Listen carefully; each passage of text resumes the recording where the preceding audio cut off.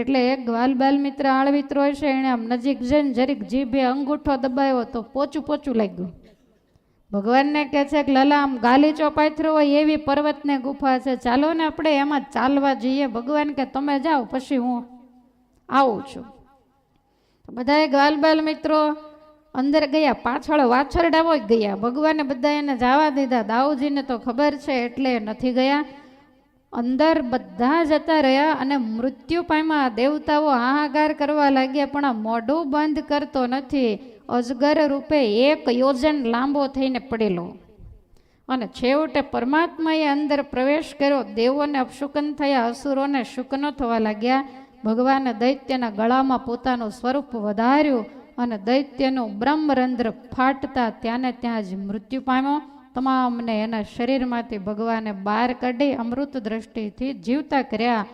અઘાસુરના શરીરમાંથી દિવ્ય તેજ નીકળીને ભગવાનના સ્વરૂપની અંદર સમાઈ ગયું. ભગવાને એને મુક્તિ આપી અને દેવતાઓએ જય જયકાર કરીને વાજા વગાડ્યા, પુષ્પની વૃષ્ટિ કરી. આ વાજાનો જે અવાજ છે સત્યલોકમાં બ્રહ્માજીને સંભળાણો. બ્રહ્માજીએ કોકને પૂછ્યું કે આ વાજા શેના વાગે છે? ત્યારે એના સેવકો કહે છે કે ભગવાને જંગલની અંદર અઘાસુરનો નાશ કર્યો એટલે. તો ભગવાન કયા? કે વૃંદાવનની અંદર છે, 5 વર્ષની ઉંમરને બધા એને ભગવાન કહે છે. તો બ્રહ્માજી જોવા આવ્યા અને આકાશ માર્ગેથી જોવે ને એ વખતે ભગવાન ગ્વાલબાલ મિત્રોને ફરતા બેસાડી વચ્ચે પોતે બેઠા છે. શિકા અને ભાતા બધા છોડી અને ભગવાન ભોજન કરે છે. દહીં ભાત અને સાકર એને ચોળી, ડાબા હાથે દહીં ભાત અને સાકરનો કોળિયો લે. પછી આમળા, બીલા, કેરી વગેરેના અલગ અલગ અથાણાઓ હોય તો એક જમણા હાથની 1 આંગળીઓથી અથાણાઓને ચાટે છે. 5 જાતના અથાણા હોય ને તો 5માં 1 આંગળી બોળીને પછી આમ બેસે. પછી એક હાથે દહીં ભાત મૂકીને એક ચાટે બીજો મૂકીને બીજી ચાટે બહુ લેવાની ઉપાધિ નહીં. ઠાકોરજીને ડાબા જમણાનું કાંઈ આવે નહીં, કારણ કે મસ્ત જાતિ મહારાજની ઈચ્છા આવે એમ ઓચરે, એને જેમ યોગ્ય લાગે એમ કરે. જેની ઉપર નહીં બીજો કોઈ, એ તો જેમ ધારે એમ હોય, એને કોણ રોકે? આ રીતે ભગવાન જમે છે. બધા ગ્વાલબાલ મિત્રો જે ભાતા લાવ્યા હતા એમાંથી થોડું થોડું ભગવાન જમ્યા. ગોપીઓ કાયમ ગ્વાલબાલ મિત્રોને એવું શીખવાડતી કે ભાતું બાંધી આપું છું, એમાં જ પહેલાં તમારે ક્યારેય નહીં જમવાનું, પહેલાં તમારે થોડુંક લાલા નહીં આપવાનું. ખ્યાલ આવે છે તમને? છોકરાઓને ડીશો આપીને એને કહેવાનું કે પહેલાં તમે ઠાકોરજીને ધરાઈ આવો, ભલે ધરાવેલું હોય પણ છતાં એ ડીશ લઈ અને ભગવાનને ધરાવતા શીખે તો મોટા થાય ત્યારે એમાંથી કાંઈક થોડુંક વળી એને યાદ રહે. નાના બાળક બીજી વાર ધરાવે એમાં એને દોષ નહીં. તમે એને ચોકલેટ આપો ને તોય કેવું જાય ઠાકોરજીને ધરાઈ આવે. અને દોડા દોડ નાનું બાળક છે, એનું હૃદય કોરી સ્લેટ જેવું હોય, એટલે એ તરત જાશે તો એને ટેવ ચોક્કસથી પડશે. ગોપીઓએ આવા સંસ્કાર આપ્યા છે એટલે જ તો એના ભાઈબંધ બનવાની ઈચ્છા ભગવાનને થઈ. તો આ રીતે બધા જમે. એમાં વ્રજના એક ગરીબ બ્રાહ્મણનો જે છોકરો મધુમંગલ, એની પાસે કંઈ હતું નહીં એટલે એ ખાલી છાશ લાવેલો. પેલા માટીના પાટિયા હતા, ઉપર મોઢું બાંધી દીધું હોય. તો એ છાશ લાવેલો એટલે એને એમ થયું કે બધાય સારો સારો નાસ્તો લાવ્યા, ભાગ બધો લાવ્યા હોય ભાતા, અને આપણે તો આ છાશ, તો લાલો માગે તો છાશ થોડી દેવાય. એટલે એણે પાટિયો એમને મોઢે માંડ્યો અને ભગવાને કહે છે કે મારો ભાગ નથી લાવ્યો અને તું પીવા માંડ્યો. એટલે પેલો તો પીવા માંડ્યો, નાનો બાળક પાટિયો મોઢે માંડ્યો એટલે 2 બાજુથી રેલા ઉતરે, ટીપા પડે. ભગવાન નીચે હાથ રાખીને ટીપાને ચાટવા માંડ્યા. અને આ દ્રશ્ય ઉપરથી બ્રહ્માજીએ જોયું. એક તો સંશય હતો, સંશય દ્રઢ થયો અને કીધું કે નોય રે પરબ્રહ્મ ગોવાળિયો, આને ખાવાની ખબર પડતી નથી ને આને ભગવાન કહેવાતું હશે. બધાએ કહે છે કે હા માલિક. બધા એની ઉપર જ ફૂલની વૃષ્ટિ કરતા ને વાજા વગાડતા. એટલે બ્રહ્માજીએ ભગવાનની પરીક્ષા કરી. જેને દેવાની હોય એની લેવાની ઈચ્છા થઈ. એટલે ભગવાન બધા ગ્વાલબાલ મિત્રોની સાથે બેઠા છે અને એમને ખબર પડી ગઈ કે બ્રહ્માજીને થોડું થોડું પેટમાં દુખવાનું ચાલુ થઈ ગયું છે. એટલે ચરતા ચરતા વાછરડા દૂર ગયા. ભગવાન કહે છે કે તમે જમો, હું વાછરડા વાળીને આવું છું. પરમાત્મા ઊભા થયા ને જ્યાં વાછરડા વાળવા જાય ત્યાં બ્રહ્માજીએ બધાનું હરણ કરીને સત્યલોકમાં મૂકી દીધા. ભગવાન એ બાજુ ગયા એટલે અહીંથી બધા ગોવાળિયા ને ભથાણા ને ભાતા ને જે કાંઈ હતું વાંસળીઓ ને શેંગડીઓ ને લાકડીઓ ને બધું સત્યલોકમાં પોતાની માયામાં મૂકી દીધું. ભગવાનને એમ થયું કે કારાગૃહ ઉપર ગર્ભસ્તુતિ કરવા પોતે પહેલાં જ આવ્યા હતા, પણ તોય ભૂલી ગયા. જીવનો સ્વભાવ જ એવો છે. બ્રહ્માજી જેવા જો ભૂલતા હોય તો પછી આપણે તો શું ગણતરીમાં.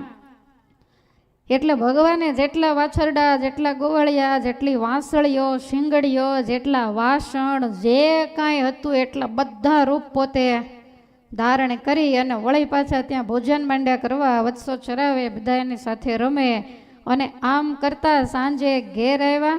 અને આ વસ્તુ 1 વર્ષ સુધી રહી. 1 વર્ષ સુધી બધા એને સત્યલોકમાં બ્રહ્માજીએ રાખ્યા. કારણ કે ગાયો પૂર્વે બહુ તપ કરીને આવેલી, તો ગાયોને એમ થતું કે અમારું સીધું દૂધ ઠાકોરજી ક્યારે પીવે, તો ભગવાન વાછરડા રૂપે બન્યા એટલે ગાયોનું સીધું દૂધ.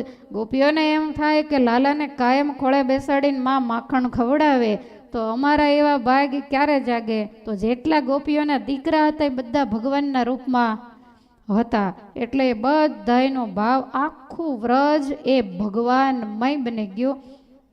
1 વર્ષને અંતે બ્રહ્માજીને જ્યારે ખબર પડી કે મારી ભૂલ થઈ, ત્યારે બ્રહ્માજી આવી અને બધા એને પાછા મૂક્યા. ભગવાને પહેલાં બધાએ સ્વરૂપોને અદૃશ્ય કર્યા અને પછી બ્રહ્માજીએ માફી માગી અને ભગવાનની સ્તુતિ કરી છે. તો આ રીતે 1 વર્ષ સુધી તમામ વ્રજના બાળકો અને વાછરડા વગેરે બ્રહ્માજીની માયામાં રહ્યા. એને વર્ષ કેમ ગયું ખબર જ ન રહી. જેમ આપણને આપણા 25 વર્ષ, 50, 75 કેમ ગયા ખબર રહી. હજી કાલે સવારે શેરીઓમાં રમતા ત્યાં જ કેવડા મોટા થઈ ગયા. કયો જોઈએ, ગોઠણ વહી ગયા, કેડિયું વહી ગઈ, હંભળાતું બંધ થઈ ગયું, આંખે જ આંખપ આવી ગઈ. ખબર હતી કે આટલી સ્પીડમાં આ બધું આવી જશે અને આટલી સ્પીડમાં કાલ સવારે કાળ પણ આવીને ઊભો રહી જશે. માટે એક સમયની જે સેકન્ડ હોય ને એનો ક્યારેય દુરુપયોગ ન કરવો.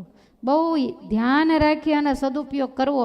થોડોક સમય મળે ને તોય જે કાંઈ આપણા નિયમ હોય, શાસ્ત્રો વાંચતા હો કે જે કાંઈ કથા સાંભળતા હો, ઘેર બેઠા ધ્યાન, ભજન, દેવ મંદિરે જાવું, જે સમય મળે ને જેવો સમય એ પ્રમાણે કરી જ લેવું. કારણ કે કાલને કોઈને ખબર નથી. મોટાબાને એવેલ ખાચરે કીધું કે અત્યારથી લાલજીની પૂજા ન હોય, મોટા થાવ પછી કરજો. ત્યારે મોટાબાએ શું કીધું? વૃદ્ધપણાને વાય દે રેવું, અમને નથી મનાતું એવું. ગડપણ બાપુ કોઈએ પણ જોયું નથી, માટે બીજું જે કહેવાય કરીશ. માટે એ વાત તો નવ કેવી, આ મૂર્તિ નથી મૂક્યા જેવી. કારણ કે કોઈ નિર્ધાર નથી કે આટલા વર્ષના થઈને જ અહીંથી જાશું. કેટલાય મોટા મોટા મિનારાઓ ચણીને બેઠા હોય, એના મિનારાઓ એમને એમ પડ્યા રહ્યા અને ખોળિયા ખાલી કરવાના દિવસો આવ્યા છે. કાળ અને ઝપટ પાસે કોઈનું પણ કાંઈ ચાલતું નથી. અને આપણે તો ભજન કરવા જ માંડવું. શું કરવા? તો કે કોરોનામાં કંઈક જતા રહ્યા હોત તો બચ્યા છીએ, એનો મતલબ શું? કે ભગવાને આપણને ભજન કરવા માટે રાખ્યા છે. જ્યારે બહુ મોહમાયામાં અટવાઈ જાવ ને ત્યારે કોરોના કાળને યાદ કરવો કે એમાં કદાચ કોઈ અગ્નિ મૂકવા પણ એ વખતે આવે એવું નહોતું ને એમાં કદાચ ભેગા ભેગા ગયા હોત તો હાડક્યું હાથમાં કોણ કોના લઈ આવતું ને કોણ કોના લઈ આવતું, આ પોઝિશન હતી. તો એમાંથી આપણને ભગવાને બચાવી લીધા છે. તો હવે નવો જન્મ છે એમ સમજીને ભજન કરી લેવું. નહીતર ઠાકોરજીને આવા ચક્કર મૂકતા હજી આવડે છે, બીજા ચક્કરમાં પકડી લેશે જો જરાય આડાવડા થયા તો. સમજાય છે? નાના મોટા એવું કાંઈ જોવાનું નથી, જેવી સમજણ. અને જ્યાં તમને યોગ્ય લાગે દેવ મંદિરોમાં જઈ સાધુ સંતોના યોગમાં રહી અને પરમાત્માનું ભજન, એલ ફેલ, વ્યસન, ફેશન આ બધામાંથી થોડા થોડા મંડો પાછા વળવા. કારણ કે પાછા વળ્યા વગર હવે કોઈ આપણી પાસે રસ્તો જ નથી. અને અગાઉ પણ મેં કીધું હતું કે વ્યસન અને ફેશન એ બેય બરબાદીનું કારણ છે. કુસંગીના ફેલમાં સત્સંગીના રોટલા. કોઈ વ્યક્તિ માની લો કે હવે અત્યારે તો શું કિંમત હોય કાંઈ ખબર નથી, પણ આ બધા વ્યસનની વસ્તુઓ માવા હોય, તમાકા, એ કાંઈ બધું સોંઘું તો નહીં જ હોય ને કે રૂપિયા રૂપિયાને મળે. કેપેસિટી ઘણી ઊંચી નીચી હોય, જેવો માણસ એ રીતે એ ખાતો હોય તો કમસે કમ આપણે એટલું વિચારીએ કે એ મહિને 1000-2000 તો કમસે કમ ખાઈ જતો હોય, અને વળી શરીરને નુકસાની. હમણાં ફાયદો થતો હોય એ મહિને 2000 માખણ ખાતો હોય તો આપણે કહીએ કે 1000 હું આપું, 3000 ખાવ. ખ્યાલ આવે? એ નુકસાન કરતા નથી. આ તો હાથે કરી અને નુકસાન ઓરી લેવાના, આગળ ઉપર જતા શરીરને નુકસાન થાય. તમે અત્યારે જુઓ છો ને, સાવ નાની નાની ઉંમર હોય અને આ વ્યસનોને કારણે ભયંકર રોગના ભોગ બને. નાના નાના બાળકો હોય, એના દવાખાનાના ખર્ચા કેટલા હોય. એ તો પહોંચતું ઘર હોય તો મેળ આવે, નહીતર મેળ આવે નહીં. છતાં એ વ્યક્તિ બચે નહીં, માણસ પણ જાય. માણા અને નાણાં બેયથી માણસ પાયમાલ થઈ જાય. માટે ખૂબ ધ્યાન રાખવું. અને આ બહેનોએ તો બધાએ ધ્યાન જ રાખવું કે યુવાન હોય અને તમારી સગાઈ ગોતે ને ત્યારે પહેલાં હોઠના દાંત જોઈ જ લેવા કે આના કાંઈ વ્યસન તો નથી ને. વ્યસન હોય તો એ અબજોપતિનો દીકરો હોય તો એના ઘરે તમને ગમે તે દી અધવચ્ચે મૂકીને જશે. અને આવી રીતે જો બધાએ બંદોબસ્ત કરે તો ઘણું ઓછું થઈ જાય. પછી તમે જાઓ પછી ખાવા માંડે તો પછી તમારે જોવાનું, તમારે ધ્યાન રાખવાનું. પણ બહુ નુકસાન છે. અને એવું જ તમારી ફેશનમાં પણ નુકસાન છે. આજ કોઈને રૂપિયા હૈયે વાગતા જ નથી. ગમે એવી મોંઘી દાટ વસ્તુઓ, તમારા લગ્ન પ્રસંગોના ફંક્શનો તમે જુઓ તો તમે લગ્નની જે સાડી હોય, જે કહેવાતું હોય એ લાખ રૂપિયા, 2 લાખ રૂપિયા, 5 લાખ રૂપિયા જેવો પરિવાર, તમે એટલો તો વિચાર કરો કે ગરીબ માણસની 2 દીકરીઓ 5 લાખમાં પરણી જાય. કોકના કન્યાદાન દો, કોકને તમે મદદરૂપ થાવ. અને એ સાડી છે એ પછી તમે ક્યાં સુધી પહેરો? પછી એને પહેરવા કાઢો તો કામ કેમ કરો? કારણ કે 2 વેચ તો ડહડાતી હોય. ખ્યાલ આવે છે? અને કેટલો એની અંદર વજન હોય, પણ છતાં એકનું જોઈને બીજું, બીજાનું જોઈને ત્રીજું, બધાય રિવાજ કાઢ્યા. જુઓ, કોરોના આવ્યો ને તો કોઈ વ્યક્તિ ગુજરી જાય પછી એની પાછળ ઘણા દિવસો સુધી એમને બેઠા રહેતા હોય, ગપ્પા મારતા, ભજન કરતા હોય તો વાંધો નહીં. અને એકબીજાના ઘેર 1 વાર જાય ને 2 વાર જાય ને 5 વાર જાય ને સામેવાળાને કંટાળો લાવી દે, એવા જે રિવાજ હતા એ બધા નીકળી ગયા. બધું ફોન દ્વારા એક જગ્યાએ બેસણું હોય ત્યાં બધા ભેગા થઈ જાય અને કામ પતે. બધે સુધારા કર્યા, લગ્નમાં સુધારા કર્યા, એમાં વધારતા જાય. હક પણ હોય 3-3 દી હાલે, અને 3-3 દી હાલે. અને પાછું એમાં એવું થાય કે એ બેયને મેળ ન આવ્યો તો લગ્નનું આ ફંક્શન ગોઠવાય ત્યાર પહેલાં ન ખાઈ પડી જાય, રૂપિયાના પાણી થાય. એટલે આ બધા કુરિવાજો. અને આમ તો હું માનું છું ત્યાં સુધી પટેલ સમાજમાં છે એવા તો બીજે ક્યાંય નહીં. હરીફાઈ એવી, ચડાચડી એવી, છોકરીને આટલું સોનું દેવાનું, આણે આટલું દીધું તો આપણે આટલું દેવાનું, અરે ન હોય તો વ્યાજે લાવીને દેવાનું. આ તે કાંઈ રિવાજ છે? અને સાસરા પક્ષવાળાએ આશાય ન રખાય. જે મા બાપે પોતાના કાળજાના કટકા જેવી સંસ્કાર આપીને દીકરી તમારા ઘરે આપી તો બીજી વસ્તુઓની આશા ક્યારેય પણ ન રખાય. પણ આજ એવું પણ લોકો ઈચ્છતા હોય છે. બહુ જાજુ લાવે તો તમને આમ આનંદ થાય, બધાને તમે કહેતા ફરો.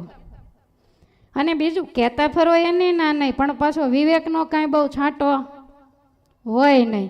એટલે 2 જણા બેસવા આવ્યા હોય, 2 પુત્રવધુઓ કામ કરતી હોય, સારી રીતે રહેતી હોય, અને પછી બેસવા આવ્યા હોય, બધું ઘરમાં જોતા હોય, નવા લગ્ન થયા હોય, નવી વસ્તુ હોય, એટલે આ તરત બોલવાની શરૂઆત કરે કે આ ટીવી છે, આ સોફા છે, કપડાં ધોવાનું મશીન, એ બધું અમારે નાની લાવી.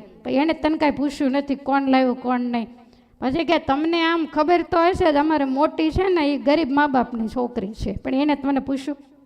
એ કેવા સંસ્કાર લઈને હવે એ 2 કામકાજ કરતી હોય તો જેને એવું કીધું હોય કે એના મા બાપે એને કાંઈ નથી આપ્યું, અમે પહેર્યા કપડે જ માગી હતી, તો એને દુઃખ થાય કે ન થાય? આ ઘરમાં તિરાડા કોણ પડાવે છે? તમારો અવિવેક જ પડાવે. તમને બોલવાનું ભાન નથી. એને બેયને અંદરો અંદર કાંઈ નથી, પણ તમે ભેદ બુદ્ધિ રાખી કે આ જાજુ લાવીને થોડું લાવી. તો તમારે 7 વાર ગરજ હતી ત્યારે એને તમને કીધું જ હશે ને કે ભાઈ અમારે આટલું છે, તમને યોગ્ય લાગે તો કરો, અમે આટલું આપશું. અને છતાંય તમારા છોકરાને કોઈ દેતું ન હોય એટલે તમે કર્યું હોય. અને છતાંય જ્યારે તમે આવું બોલો ત્યારે કોઈ પણનું દિલ દુખાય. વસ્તુ અરે મતલબ નથી, વ્યક્તિ સાથે મતલબ, એની ખાનદાની કેવી છે, એના સંસ્કાર કેવા છે, એ બધું જોવું બહુ જરૂરી છે. માટે 2 પુત્ર વધુ હોય ને તો સાસુ હોય તો બહુ સાવધાન રહેવું. એકેયનું મન કૂચવાય એવું ક્યારેય પણ ન કરવું. ડાબી જમણી આંખની જેમ જ હંમેશા રાખવી. આપણે ભાગવતમાં જઈશું ને, કારણ કે આવું તો હું દર વખતે શીખવાડું છું, પણ છતાંય ફેરફાર પણ ઘણો છે. એવો કોઈ મારો મતલબ નથી કે અમે અહીંયા કહીએ ને કોઈ ધ્યાનમાં જ નથી લેતું. ઘણાના પરિવારો, ઘણાના ઘર કથા વાર્તાઓના માધ્યમથી મંદિર જેવા થઈ ગયા છે. ઘણા પરિવારોની અંદર દેરાણી જેઠાણી છે કે સગી બહેનો છે, આપણને ખબર નથી પડતી એવા વર્તન આ કથા વાર્તાઓના માધ્યમથી થયા. એટલે અમારે કોઈ હવામાં ભડાકાતો નથી. આજ તમે નહીં સમજો તો કોઈક બહાર સમજશે, બાકી સમજવાના તો છે. અને એ સુધારા દેખાય છે એટલે વારે વારે અમે આવા ટપકા મૂકીએ છીએ. કારણ કે તમે કંઈ અઘાસુર ને બકાસુર ને ભાળ્યો નથી, પણ મારે આડો આવે એટલે મારે વગર છૂટકોય નથી. અને એકલી અઘાસુરની બકાસુરની વાતો આવે એટલે તમને પાછું ઘેન મંડે ચડવા. તો આપણે શું સમજવાનું છે, શું વિચારવાનું છે, એમાં પણ ઊંડા ઉતરવો બહુ જરૂરી છે. તો શુકાચાર્ય કહે છે કે હે રાજા, બ્રહ્માજીને ભગવાનના લીલા ચરિત્રમાં મોહ થયો એટલે ભગવાને એનું ઓપરેશન કર્યું. ઘણી વખત અંદર એવી ગાંઠ થઈ જાય કે અમુક દવાથી ઓગળે ને અમુક તો પછી કાઢ્યા વગર કોઈ રસ્તો જ નહીં. એટલે ભગવાનને એમ થયું, ગર્ભસ્તુતિ કરવા આવ્યા ત્યારે કેવી મોટી વાત કરતા ને આજ પાછા ભૂલા પડ્યા. તો પરમાત્માના સ્વરૂપની અંદર ભલા દેવોય ભૂલા પડે તો આપણે કાંઈ ગણતરીમાં નહીં. માટે સર્વ પ્રકારના ગુમાનને મૂકી અને સમય મળ્યો છે તો જેટલું થાય એટલું ભગવાનનું ભજન કરી લેવું. ખોટે માર્ગે બિલકુલ રૂપિયા ઉડાડવા નહીં. તમને બહુ દેવાની ઈચ્છા થાય ને તો અત્યારે જરૂરિયાતમંદ લોકો બહુ છે. ઘણા માતા પિતા છોકરાઓને ભણાવી નથી શકતા, ખૂબ ભણવામાં હોશિયાર હોય, તેજસ્વી હોય તો એને મદદ કરી અને કોઈ સિતારાને તમે ચમકાવો, એની ફી ભરી અને એને ભણાવો તો એનું જીવન ઉજ્જવળ થાય. કેટલાયના જીવનને સુધારશે. વિદ્યાદાન એ પણ ખૂબ જ મોટું દાન. અન્નદાન, વસ્ત્રદાન અત્યારે ખૂબ ઘણી બધી જરૂર છે. માટે ખોટા વાપરી નાખવા, લાખ રૂપિયાના ફટાકડા ફોડવા, તો મને એમ થાય ફટાકડા ફોડે ને ધુમાડા કરે તો વાતાવરણ દૂષિત થાય. તો તમને એવું થાય કે લાખ રૂપિયાનો ધુમાડો જ કરવો છે તો 1 લાખ રૂપિયાની થોકડી મૂકીને દિવાળી જ મૂકી દેવી. તમારે મૂળ ધુમાડો જ કરવો છે ને, તો વાતાવરણ દૂષિત કરવું એના કરતાં આવા ખોટા માર્ગે જે રૂપિયાની બરબાદી થાય એ કોઈકને કામ લાગે એવું તમે જરૂરથી કરો. વધારાના જે કુરિવાજો છે એને ખરેખર કાઢવાની જરૂર છે. તો ભગવાને આ રીતે બ્રહ્માજીની શાનને ઠેકાણે લાવ્યા. બ્રહ્માજીને ખ્યાલ આવી ગયો વ્રજના નંદરાયજીના તથા વ્રજમાં રહેનારાના ભાગ્યની ખૂબ સરાહના બ્રહ્માજીએ કરી છે. પરમાત્માની સ્તુતિ કરી અને બ્રહ્માજી નિજ સ્થાને ગયા છે. શુકાચાર્ય કહે છે કે રાજા, કાયમ પરમાત્મા વત્સ ચરાવવા માટે જાય. ધીમે કરતા ભગવાન 7 વર્ષના થયા એટલે માને કહે છે કે માં હવે તો અમે ઘણા મોટા થઈ ગયા, તો હવે વાછરડા નહીં, અમે ગાયો ચરાવવા જશું.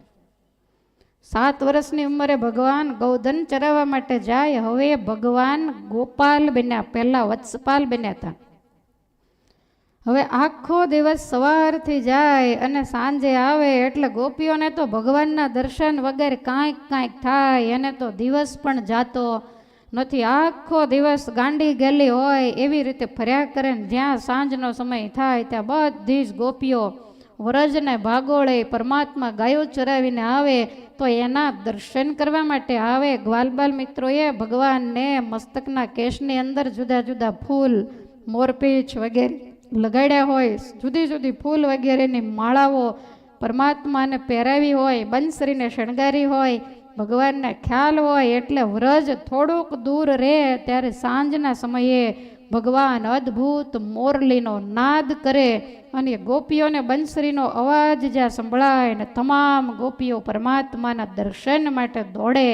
એક બાલ મિત્રોને ખભે હાથ નાખી આગળ ગાયો વગેરે આવતા હોય, પાછળ ગોવાળિયાઓ હોય, ભગવાન હોય. સાંજના સમયે જ્યારે વ્રજમાં પ્રવેશે ત્યારે તમામ ગોપીઓ પરમાત્માના દર્શન કરી અને અતિ આનંદિત બને છે. સદગુરુ પ્રેમાનંદ સ્વામીએ અદ્ભુત વર્ણન કર્યું છે, પણ ઊંઘવા માટે નહીં, ધ્યાન ધરવા માટે વર્ણન કર્યું છે. એટલે મને વિશ્વાસ છે કે તમે શબ્દો ઉપર ધ્યાન આપશો. પ્રેમાનંદ સ્વામીના શબ્દો છે, ગાયોની સાથે રે આવે, ગાયોની સાથે ગાતા આવે ગિરધર, ગાયોની સાથે, ગાયોની સાથે રે આવે, ગાયોની સાથે ગાતા આવે ગિરધર, ગાયોની સાથે, ગાયોની સાથે રે આવે, ગાયોની સાથે ગાતા આવે ગિરધર, ગાયોની સાથે, ગાયોની સાથે રે આવે,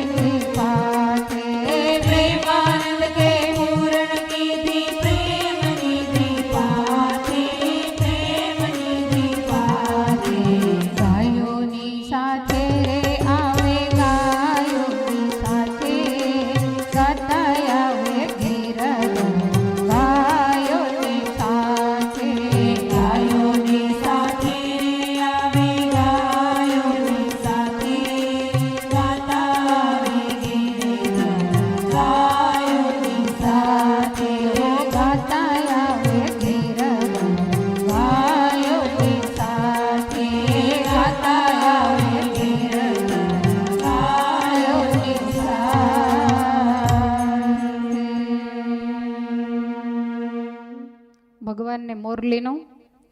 ગાયોની સાથે આવતા ભગવાનનું અદ્ભુત વર્ણન પ્રેમાનંદ સ્વામીએ કર્યું છે. તમામ ફૂલડાના શણગારમાં સજ્જ થઈ અને ભગવાન આવે છે. તો આ રીતે પરમેશ્વર વ્રજની અંદર પધાર્યા. એક વખત યમુનાજીના ધરાનું દૂષિત પાણી ગાયોએ પીધું અને એને કારણે એ ગાયો ત્યાં ને ત્યાં જ બેભાન થઈને પડી ગઈ. પરમાત્માને ખ્યાલ આવ્યો કે યમુનાજીના ધરાનું પાણી ઝેરી છે, એટલે ભગવાને કાલિય નાગનું દમન કરી અને યમુનાજીના ધરાને ખાલી કરાવી. કાલિય નાગને રમણક દ્વીપની અંદર મોકલી અને યમુનાજીનું જે જળ છે એને નિર્વિષ બનાવ્યું છે. બહુ પ્રસિદ્ધ પ્રસંગ છે એટલે આપણે એનો વિસ્તાર કરતા નથી. કાલિનાગ પરિવાર સહિત રમણક દ્વીપની અંદર જઈ અને રહ્યો છે. અને આ નાગનું જ્યારે દમન કર્યું ત્યારે રાત્રિ ત્યાં ને ત્યાં જ પડી ગયેલી, એટલે ભગવાન ધરામાંથી બહાર તો આવ્યા, પણ પછી રાત્રિના સમયે ગોકુળમાં કેમ જવું, એટલે બધા જ વ્રજવાસીઓ ત્યાં ને ત્યાં જ વૃંદાવનની અંદર શયન કરે, બધા જ સૂતા છે. અને એ જ વખતે રાત્રિનો સમય મધ્યરાત્રિ થયેલી અને એમાં ભયંકર વાવાઝોડું થયું. અને એ વાવાઝોડાની અંદર શુકાચાર્ય કહે છે કે હે રાજા, તદા શુચિવનોદ્ભૂતો દાવાગ્નિ સર્વતો વ્રજમ સુપ્તમ નિશીથ આવૃત્ય સુપ્તમ નિશીથ આવૃત્ય પ્રદ્રગ્ધો મુપચક્રમે પ્રદ્રગ્ધો મુપચક્રમે પ્રદ્રગ્ધો મુપચક્રમે પ્રદ્રગ્ધો મુપચક્રમે સુપ્તમ નિશીથ આવૃત્ય પ્રદ્રગ્ધો મુપચક્રમે સુપ્તમ નિશીથ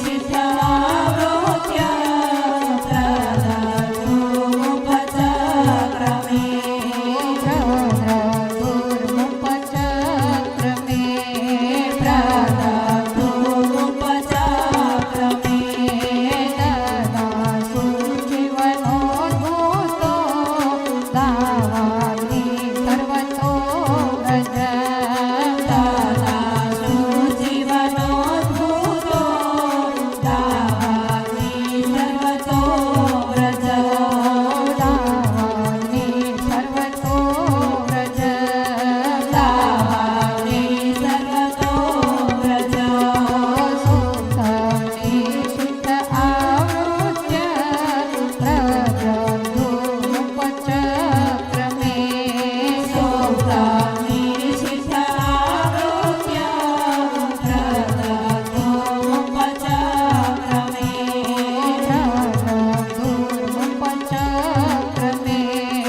પ્રદ્રગ્ધો મુપચક્રમે